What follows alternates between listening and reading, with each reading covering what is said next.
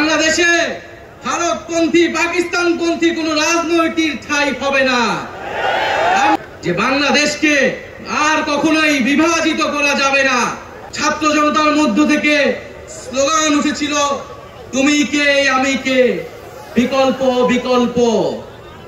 প্রিয় বন্ধুগণ, আজকের এই মঞ্চে দাঁড়িয়ে আমরা কেবল সামনের কথা বলতে চাই।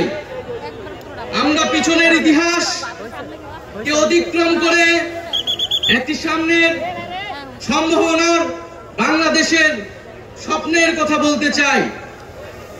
সেই স্বপ্নের বাস্তবায়নের লক্ষ্যেই আজকে আমরা এখানে উপস্থিত হয়েছি। জুলাই গণ অভ্যুত্থানে ছাত্র জনতার মধ্য থেকে স্লোগান উঠেছিল, তুমি কে আমি কে, বিকল্প বিকল্প। আজকে সেই বিকল্পের জায়গা থেকে নতুন রাজনৈতিক দলের আত্মপ্রকাশ ঘটেছে।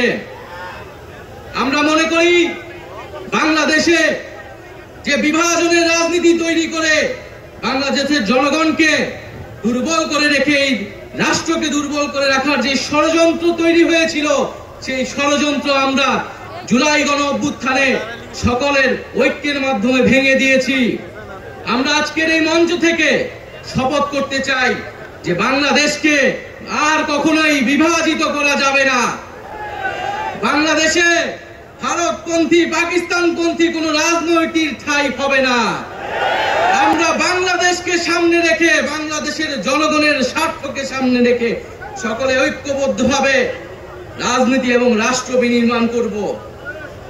আজকের এই যে নতুন রাজনৈতিক দল জাতীয় নাগরিক পার্টির আত্মপ্রকাশ উপলক্ষে আমাদের যে আনুষ্ঠানিক বক্তব্য, যে সূচনা বক্তব্য, সেই বক্তব্য লিখিত বক্তব্য আমি আপনাদের সামনে পাঠ করছি।